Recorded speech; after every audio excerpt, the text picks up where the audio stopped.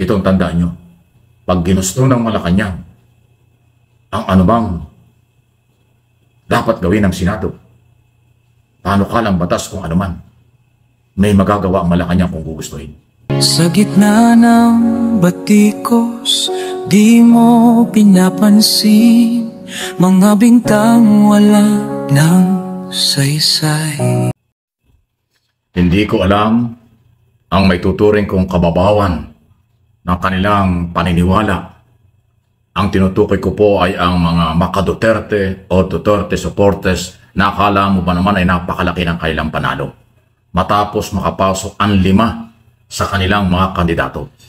Yan ay si Bongo, Bato, Marcoleta at Amy Marcos. Actually 5 lang sila. Actually, kung tutuusin niya, 4 lang eh. Di ba? Magiging 5 lang yan kung kanila si Cynthia Villar, Cynthia Camille Villar. Pero kung tutuusin, 4 o 5 sila, minority pa rin yun. Kung 4 ang nakuha nila, yun ang malinaw eh. Kasi itong si Camille ay nasa alyansa pa rin, although maka-Duterte yan. Pero ang opisyal na kandidato ng Duterte Camp, Duterte 10, kung magbigay sila ng pahayag, lalo na yung mga supporters, followers nila, akala mo napakalaki ng panalo. Diba, 4 lang kayo? Minority yun. 24 ang senador. Sa tingin ninyo, may influensyahan ng 4 na senador? Ang 20 elected senador? Baka nakalimutan nyo, 24 ang senador ng Republika ng Pilipinas. Yung 4 na nanalo, maliit na grupo yun. Pero ang dating ng paliwanag, komentary, paniniwala ng mga maka-Duterte, para bang talong-talo ang gobyerno. Panalong-panalo sila. Saan nyo hinuhugot yun? Ano yung pinanguhugutan? Huwag niyong kalimutan ang mga senador at maging sa Kongreso, anuman ang ginagawa, numbers game. Majority ang mananalo sa anumang panukala at butuhan, sa committee hearing, sa plenaryo para sa isang batas, at maging dito sa controversial na impeachment, majority pa rin, numbers game ang mangingibabaw.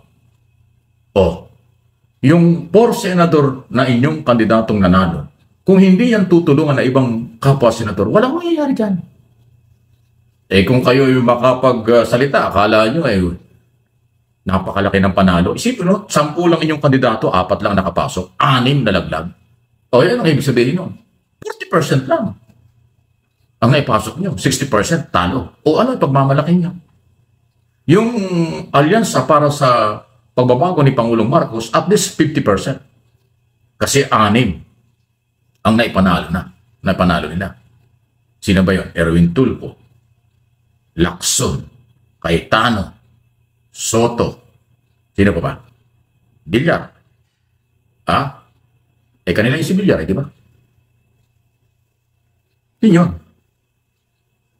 Dito Lapid, 6. Ang kanilang kandidato ay 11 lang. 6 ang naipanalo nila. 5 lang ang nawala. Sa grupo ni Duterte, 4 lang naipasok, 6 ang natalo. Ano yung pagmamalaki nyo? Di ba wala?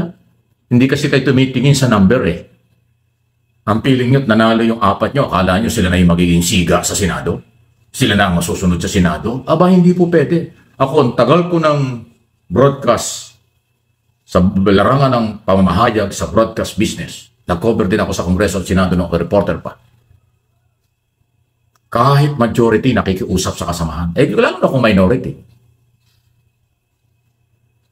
Lalo na ngayon, merong magiging 3 na lehitimong oposisyon. Hontiveros, Bang Aquino, at saka Pangilinan. Tapos, 4-5 lang yung maka-Duterte.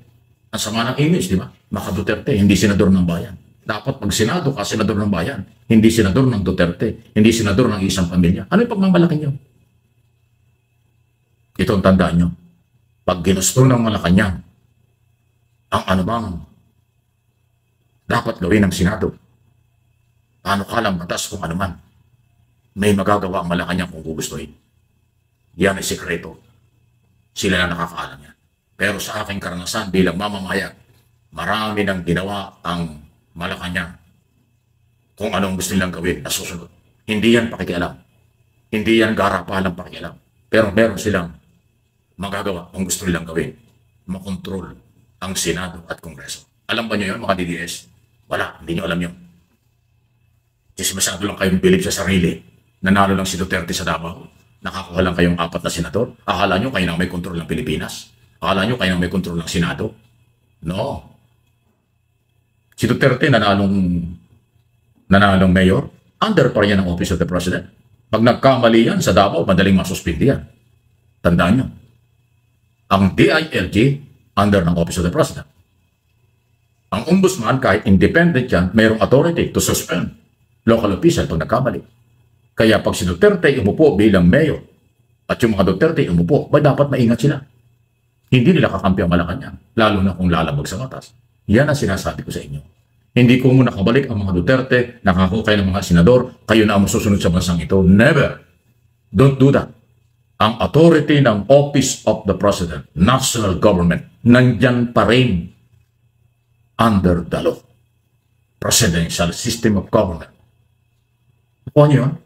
Hindi ibig sabihin, meron kayong senador at ang mga Duterte nakabalik. Lahat ng gusto niyong gawin, mangyayari na. Lahat ng gusto niyong gawin, ay magagawa niyo. Hindi. Hindi pwede yan. Pag ginawa niyo yan, suspension ang aabutin niyo. Delikado yun. Yan ang sinasabi ko. Ha? Aral-aral kasi.